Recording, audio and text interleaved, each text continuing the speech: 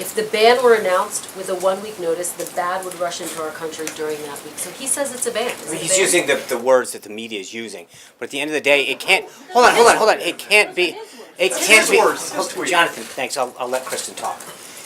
It can't be a ban if you're letting 1 million people in. If 325,000 people from another country can't come in, that is by nature not a ban. I understand your point. It is the extreme president vetting. himself called it a ban. I understand. Is he confused or are you confused? No, I'm not confused. I think that the words that are being used to describe it are derived from what the media is calling this. He has been very clear that it is extreme vetting. It seems to fit into this broader point, Sean, which Paul Ryan said today. I think it's regrettable that there was some confusion on the rollout of this. The House Speaker saying that.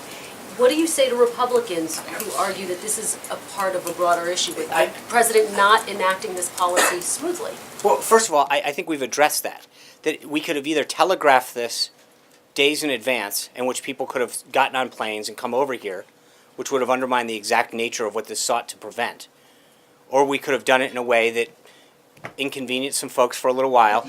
Can I answer the question? No. I do. There's clearly some confusion, but I think part of it, your network was one of the people that just hours ago told people that General Kelly was unaware of what's going on, and then moments later, he gets on air saying, here's how many times I can brief. So, I mean, with all due respect, I think you have been part of the confusion.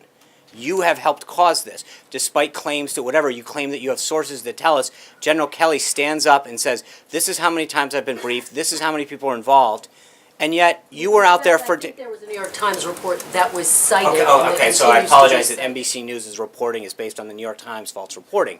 But at the end of how can it be accurate reporting, Glenn, if... Things can be true. Okay, so the Secretary of Homeland Security just stood up, and so you're calling him a liar? He didn't say he saw the specifics. Jonathan, I'm talking to Glenn. I'm talking I'm to... saying we You had said that accurate he reporting. was... The report in the New York Times said that he was unaware of the ban. Sean, let me ask you a question. Hold on.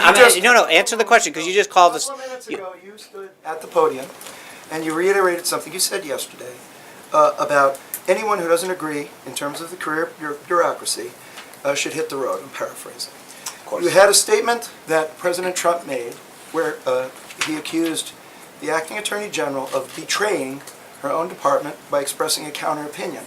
Don't you think that kind of language has a chilling effect on the public statements that your officials make? No, I think there's a big difference. Think about the process that worked it here.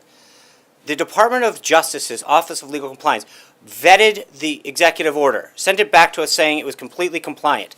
Then the acting attorney general goes out and says, I'm not going to enforce it. You tell me how that jives.